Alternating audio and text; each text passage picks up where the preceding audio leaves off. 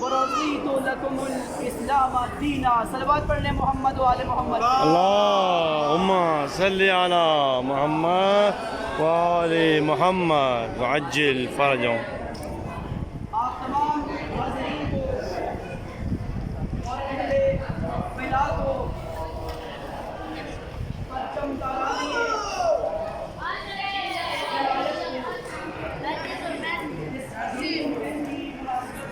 یہ آپ حرم دیکھ سکتے ہیں، سامنے حرم ہے.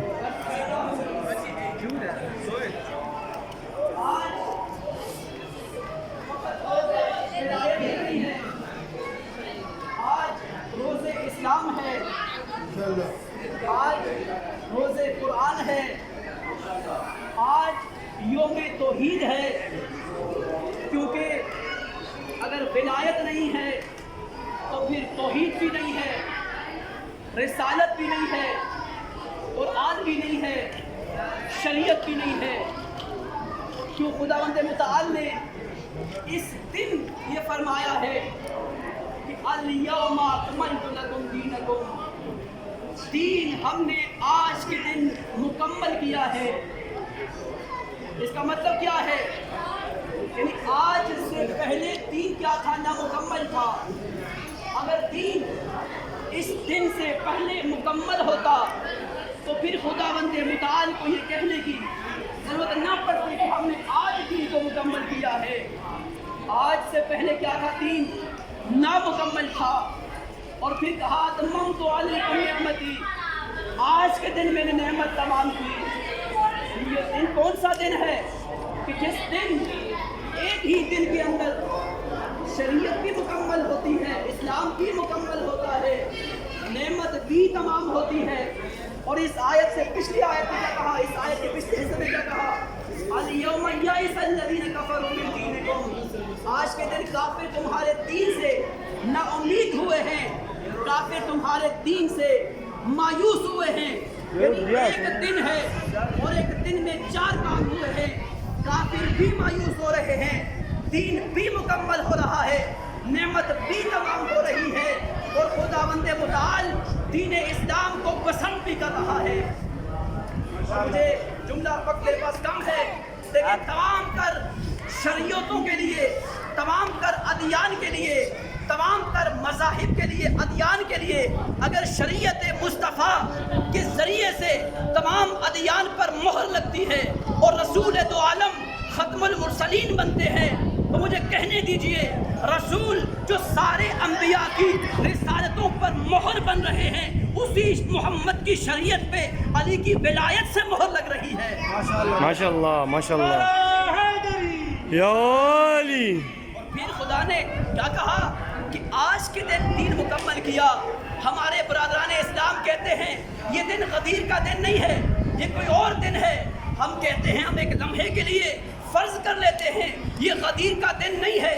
ٹھیک ہے، ہم تمہاری بات کو مان لیتے ہیں، لیکن لاؤ وہ دن.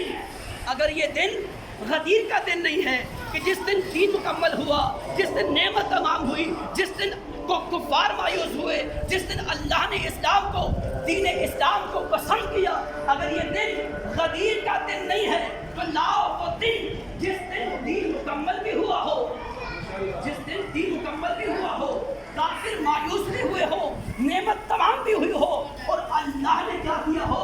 دین اسلام کو پسند بھی کیا ہو. ایک صلوات پڑھ لیں اللہم صلی علی محمد وآل محمد وعجل فرجهم.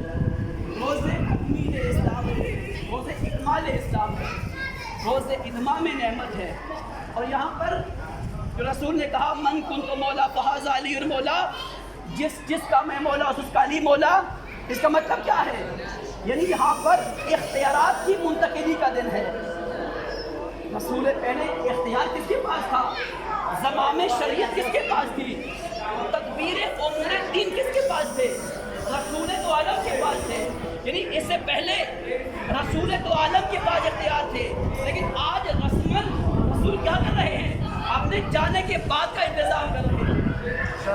یعنی میری زندگی کے اندر جس طرح تدبیر امور میرے ہاتھ میں تھی، زمام شریعت میرے ہاتھ میں تھی، اولا بانفسکم میں رسول دو عالم تھا، اس طرح میرے جانے کے بعد من کن کو مولا ہو فہذا علی المولا، جس کا میں مولا ہوں اس کا علی مولا، علی مولا۔ یا علی۔ اور یہ تو سبھی کہتے ہیں کہ ولایت کا دن ہے، لیکن ولایت سے مراد کیا ہے؟ اگر ولایت سے مراد باطنی ولایت ہے، توجہ رہے، اگر باطنی ولایت ہے تو علی ابن ابی طالب اس سے پہلے بھی باطنی امام اور باطنی ولی ہیں۔ اگر اس سے مراد روحانی مقامات ہیں تو اہل بیت روحانی مقامات کے حامل ہیں۔ تو اس دن کیا ہوا؟ کس چیز کا اضافہ ہوا؟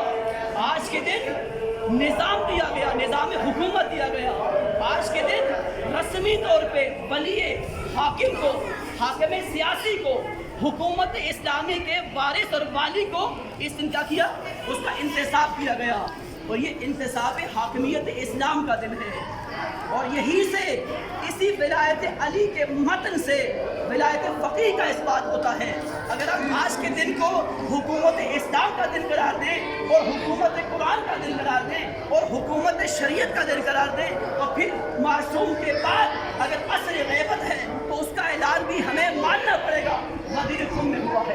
ایک صلوات پڑھ لیں محمد وآل محمد پہ۔ اللہم صلی علی محمد وآل محمد۔ یہاں کوئی مغالطہ کرے کہ غدیر خم پہ تو ولایت اہل بیت کا اعلان ہوا ہے، یہاں پر تو کسی غیر معصوم کی ولایت کا اعلان نہیں ہوا۔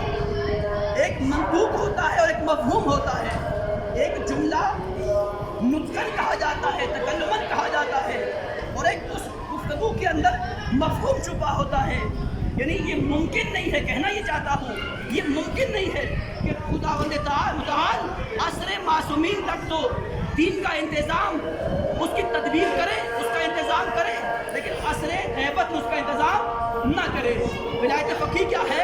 تسلسل ولایت معصومین ہے، مقابل نہیں ہے۔ بعض لوگ سقیفہ کے ساتھ تشریح دیتے ہیں۔ سقیفہ کیا ہے؟ سقیفہ معصوم کے مقابلے میں، معصوم کے مقابلے میں نظام لے کے آنا، لیکن ولایت فقیہ معصوم کے مقابلے میں نہیں ہے، بلکہ ولایت فقیہ معصوم کے دیے ہوئے نظام کے تسلسل کا حصہ ہے، اس کا تسلسل ہے، اس کا استمرار ہے۔